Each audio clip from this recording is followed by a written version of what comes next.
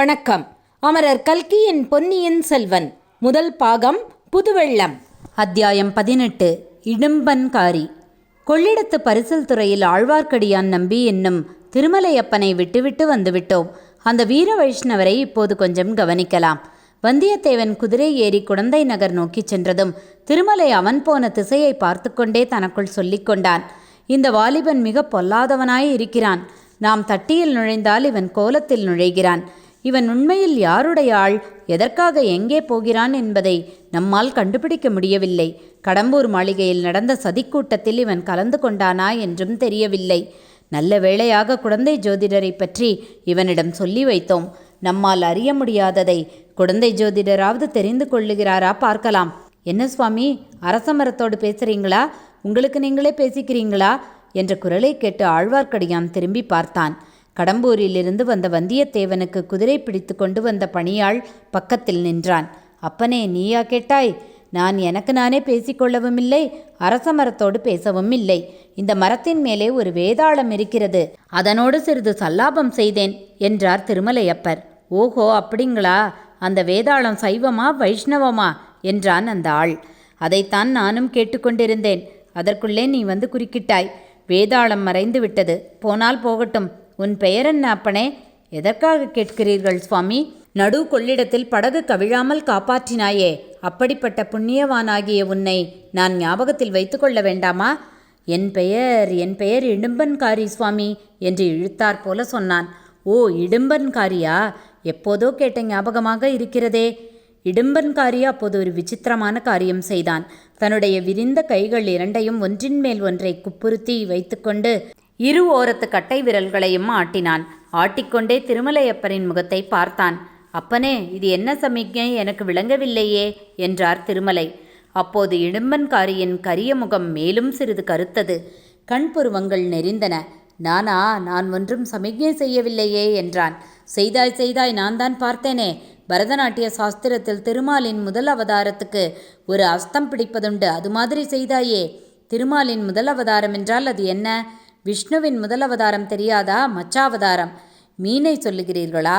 ஆமாம் அப்பனே, ஆமாம். நல்ல வேளை சாமி, உங்கள் கண்ணே விசித்திரமான கண்ணாய் இருக்கிறதே.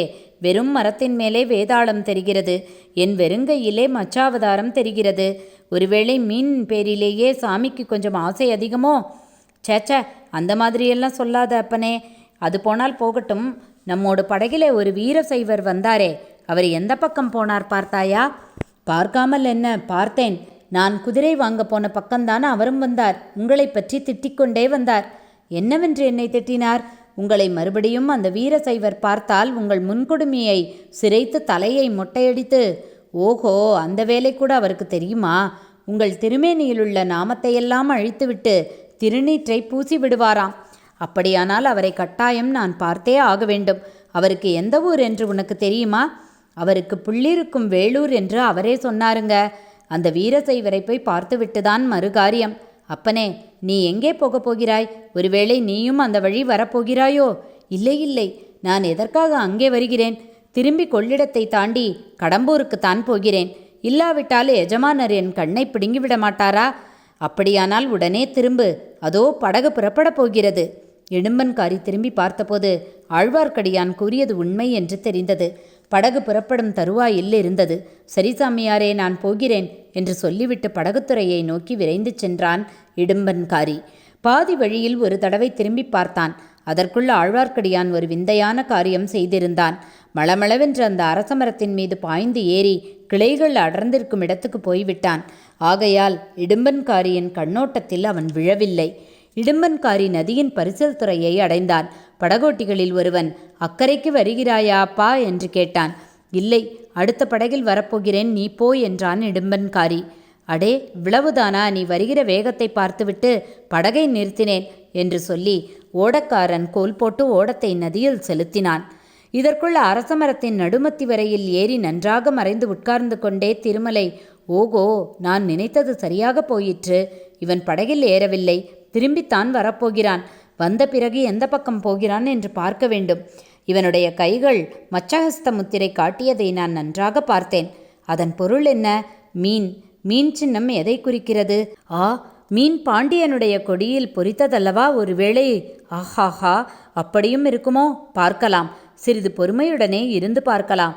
பொறுத்தவர் பூமி ஆழ்வார், பொங்கியவர் காடாழ்வார். ஆனால் இந்த காலத்தில் பூமி ஆழ்வதை காட்டிலும் காடாழ்வதே மேலானது என்று தோன்றுகிறது. ஆனாலும் பொறுத்து பார்க்கலாம். இவ்விதம் அரச மரத்தில் இருந்த அருவமான வேதாளத்திடம் திருமலை சொல்லிக் கொண்டிருந்தான். விரைவில் அவன் எதிர்பார்த்தபடியே நடந்தது. படகு இடும்பன்காரியை ஏற்றிக்கொள்ளாமலேயே சென்றது.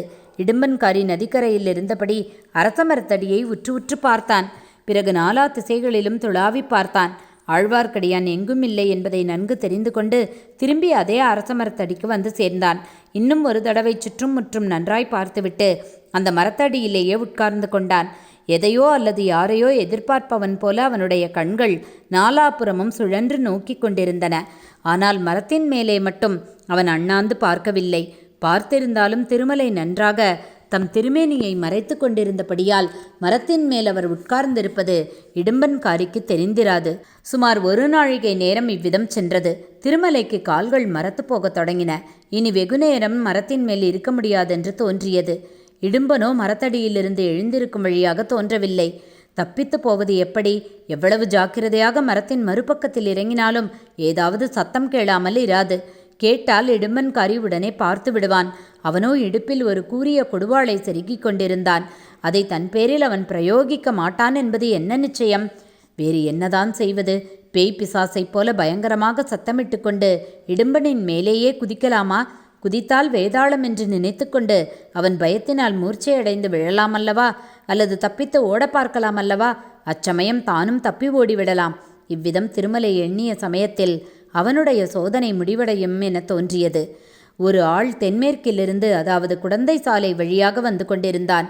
அவனுக்காகத்தான் இடும்பன்காரி இத்தனை நேரமாய் காத்திருக்கிறான் என்று திருமலையின் உள்ளுணர்ச்சி கூறியது. புது ஆள் வந்ததை பார்த்ததும் அரசமரத்தடியில் உட்கார்ந்திருந்த இடும்பன் எழுந்து நின்றான். வந்தவன் முன்னால் இடும்பன் செய்த சமிக்ஞையை செய்தான். அதாவது ஒரு விரிந்த புறங்கையின் மேல் இன்னொரு விரிந்த கையை வைத்து 2 கட்டை விரல்களை ஆட்டி மச்சஹஸ்தம் பிடித்து காட்டினான். அதை பார்த்த இடும்பனும் அதே மாதிரி செய்து காட்டினான். உன் பெயர் என்ன என்று வந்தவன் கேட்டான். என் பெயர் இடும்பன்காரி. உன் பெயர்? சோமன் சாம்பவன். உன்னைத்தான் எதிர்பார்த்து கொண்டிருந்தேன். நானும் உன்னை தேடிக்கொண்டுதான் வந்தேன். நாம் எந்த திசையில் போக வேண்டும்? மேற்கு திசையில்தான். எவ்விடத்துக்கு? பகைவனின் பள்ளிப்படைக்கு, திருப்புரம்பியம் அருகில். இறைந்து பேசாதே, யார் காதிலாவது விழப்போகிறது என்று சொல்லி சோமன் சாம்பவன் நாலா பக்கமும் பார்த்தான். இங்கே ஒருவரும் இல்லை. முன்னாலேயே நான் பார்த்து விட்டேன். பக்கத்தில் எங்கும் ஒளிந்திருக்கவும் இடமில்லையே. கிடையவே கிடையாது. அப்படியானால் புறப்படு. எனக்கு அவ்வளவு நன்றாக வழி தெரியாது. நீ முன்னால் போ, நான் சற்று பின்னால் வருகிறேன். வழி நல்ல வழியல்ல. காடும் மேடும் முள்ளும் கல்லுமாய் இருக்கும். ஜாக்கிரதையாக பார்த்து நடந்து வர வேண்டும். சரி சரி, நீ புறப்பட்டு போ. காட்டு வழியாயிருந்தாலும் யாராவது எதிர்பட்டால் மறைந்து கொள்ள வேண்டும். தெரிந்ததா? தெரிந்தது தெரிந்தது. இடும்பன்காரி கொள்ளிடக்கரையோடு மேற்கு திசையை நோக்கி போனான். அவனுக்கு சற்று பின்னால் சோமன் சாம்பவனும் தொடர்ந்து சென்றான். இருவரும் கண்ணுக்கு மறையும் வரையில் ஆழ்வார்க்கடியான் மரத்தின் மேலேயே இருந்தான். எல்லாவற்றையும் பார்த்து கொண்டும் கேட்டுக்கொண்டும் இருந்தான். ஆகா, காலம் பொல்லாத காலம். எதிர்பாராத காரியங்களெல்லாம் நடைபெறுகின்றன. ஏதோ ஒரு பெரிய மர்மமான காரியத்தை தெரிந்து கொள்ள கடவுள் அருளால் சந்தர்ப்பம் கிடைத்திருக்கிறது. இனி நம்முடைய சாமர்த்தியத்தை பொறுத்தது விஷயத்தை அறிவது. கடம்பூர் மாளிகையில் அரைகுறையாக தெரிந்து கொள்ள முடிந்தது. இங்கே அப்படி ஏமாந்து போகக்கூடாது. திருப்புரம்பியம் பள்ளிப்படை என்றால் கங்கமன்னன் பிருத்திவிபதியின் பள்ளிப்படையை தான் சொல்லி இருக்க வேண்டும். அந்த பள்ளிப்படையை கட்டி 100 வருஷமாகிறது. ஆகையால் பாழடைந்து கிடக்கிறது. சுற்றிலும் காடு மண்டி கிடக்கிறது. கிராமமோ சற்று தூரத்தில் இருக்கிறது. அங்கே எதற்காக இவர்கள் போகிறார்கள்? இந்த 2 பேரும் மட்டும் பேச வேண்டிய விஷயமாயிருந்தால் இங்கேயே பேசிக்கொள்ளுவார்கள். காட்டு வழியில் ஒரு காத தூரம் போக வேண்டியதில்லையே. ஆகையால் அங்கே இன்னும் சிலரும் வரப்போகிறார்கள் என்பது நிச்சயம். எதற்காக?